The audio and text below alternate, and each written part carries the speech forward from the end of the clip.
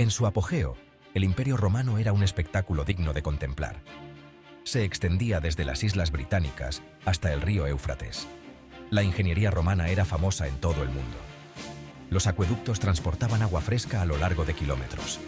Calzadas, pavimentadas y rectas, cruzaban el imperio. Estas calzadas facilitaban tanto el comercio como el movimiento de tropas. Los anfiteatros albergaban concursos de gladiadores y espectáculos públicos. Estas estructuras son testimonio del ingenio romano.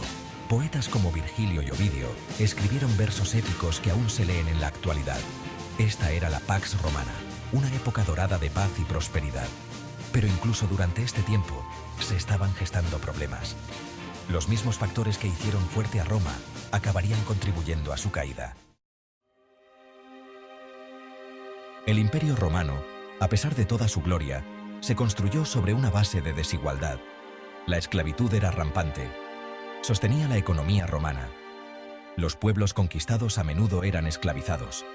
Trabajaban la tierra y servían a la élite romana. Esto creó una vasta clase baja con poca participación en la sociedad romana. La inestabilidad política plagó al imperio posteriormente. Las luchas de poder entre el emperador, el senado y el ejército se volvieron comunes. Los emperadores subían y bajaban en rápida sucesión. Algunos eran gobernantes competentes. Otros eran crueles tiranos. Los problemas económicos también eran muy importantes. Mantener el ejército y la extensa burocracia era caro. Las guerras constantes y la expansión agotaron el tesoro. Las legiones, antaño orgullo de Roma, estaban cada vez más formadas por mercenarios extranjeros. El Imperio Romano, vasto y diverso, se enfrentaba a un desafío constante: defender sus largas fronteras. Desde el río Rin hasta el desierto de Siria, las legiones romanas montaban guardia. Se enfrentaron a multitud de amenazas. En el norte, las tribus germánicas presionaban contra las fronteras del Rin y el Danubio. Estas tribus, impulsadas por el deseo de tierras y recursos, veían en Roma una fuente de riqueza y botín. Sus incursiones se hicieron cada vez más frecuentes y destructivas. En el este, Roma se enfrentó a un poderoso rival, el Imperio Parto. La lucha por el control de las provincias orientales agotó los recursos y la mano de obra romana. A medida que el poder de Roma disminuía, también lo hacía su capacidad para controlar a sus aliados y disuadir a sus enemigos. El escenario estaba preparado para un periodo de decadencia y agitación. Los romanos utilizaban el término bárbaro para describir a cualquier pueblo ajeno a su imperio. Se trataba de grupos diversos. Tenían sus propias culturas e idiomas. A menudo eran hábiles guerreros. Se sentían atraídos por la riqueza y la prosperidad del mundo romano. Uno de los grupos bárbaros más importantes fueron los godos. En el año 378 después de Cristo, en la batalla de Adrianópolis, los godos infligieron una aplastante derrota a un ejército romano. Muchos historiadores consideran esta batalla como un punto de inflexión. Puso de manifiesto la vulnerabilidad de las legiones romanas. Otro grupo significativo fueron los hunos. Liderados por Atila, los hunos eran guerreros nómadas de Asia Central.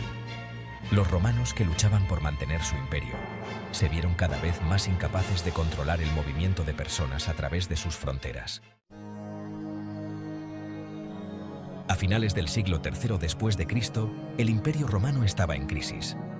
Las guerras civiles, la inestabilidad económica y las invasiones bárbaras habían hecho mella. En un intento desesperado por salvar el imperio, el emperador Diocleciano lo dividió en dos. En el año 286 después de Cristo, Diocleciano creó la tetrarquía, un sistema de gobierno de 4 emperadores. 2 emperadores principales, los Augusti, gobernarían las mitades occidental y oriental del imperio. Estarían asistidos por 2 emperadores menores, los Césares. Este sistema se diseñó para compartir la carga del gobierno imperial. La división del imperio resultó ser un punto de inflexión significativo en la historia romana.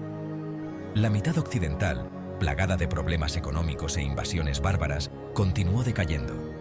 La mitad oriental, más próspera y estable, perduraría durante siglos. La división sentó las bases para el desarrollo de 2 esferas culturales distintas: el occidente latino y el oriente griego. La caída del Imperio Romano de Occidente no fue un hecho aislado. Fue un largo y prolongado proceso de decadencia. A lo largo del siglo V, el imperio fue invadido por tribus bárbaras. En el año 410, los visigodos saquearon Roma. Este acontecimiento causó conmoción en todo el imperio. El último emperador, Rómulo Augustulo, fue depuesto en el año 476. Mientras el Imperio Romano de Occidente se desmoronaba, el Imperio Romano de Oriente, también conocido como Imperio Bizantino, florecía.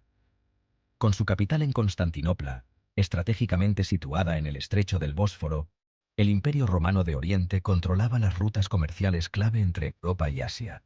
Esto permitió al Imperio Romano de Oriente resistir las invasiones bárbaras. El Imperio Romano de Oriente conservó muchos aspectos de la cultura y la tradición romanas. Constantinopla se convirtió en un centro de cultura y saber cristiano. Sin embargo, el Imperio Romano de Oriente no duraría para siempre, sucumbiendo finalmente a los turcos otomanos en el año 1453 después de Cristo. El Imperio Romano puede haber caído, pero su legado sigue dando forma al mundo en que vivimos. El derecho romano, la lengua, la arquitectura y la ingeniería han dejado una huella imborrable en la civilización occidental. El derecho romano constituye la base de muchos sistemas jurídicos de todo el mundo. La lengua latina evolucionó hacia las lenguas romances: francés, español, portugués, italiano y rumano. La arquitectura y la ingeniería romanas siguen siendo admiradas en la actualidad. El período posterior a la caída del Imperio Romano de Occidente se conoce a menudo como la Edad Media. Este término, sin embargo, es engañoso. Si bien la caída de Roma marcó el final de una era, no sumió a Europa en la oscuridad. En Oriente, el Imperio Bizantino siguió floreciendo, conservando la cultura y las tradiciones romanas. En Occidente, surgieron nuevos reinos de las ruinas del Imperio Romano.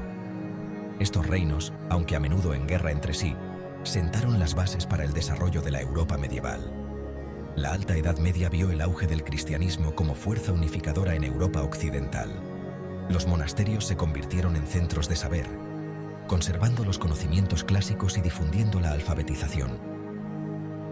La Alta Edad Media fue una época de grandes cambios y convulsiones, pero también de creatividad e innovación. El Imperio Romano fue una de las civilizaciones más influyentes de la historia de la humanidad. En su apogeo, abarcó un vasto territorio y una población diversa. Sus legiones marcharon desde el Océano Atlántico hasta el Golfo Pérsico, difundiendo el derecho, la lengua y la cultura romanas. La caída del Imperio Romano fue un proceso complejo, provocado por una combinación de debilidades internas y presiones externas. Los problemas económicos, la inestabilidad política, las invasiones bárbaras y la división del imperio contribuyeron a la decadencia de Roma. A pesar de su caída, el legado del Imperio Romano perdura. Su influencia puede verse en nuestras leyes, lenguas, arquitectura, ingeniería y sistemas políticos. El Imperio Romano sirve como recordatorio tanto de la grandeza que puede alcanzar la humanidad como de la fragilidad de incluso los imperios más poderosos.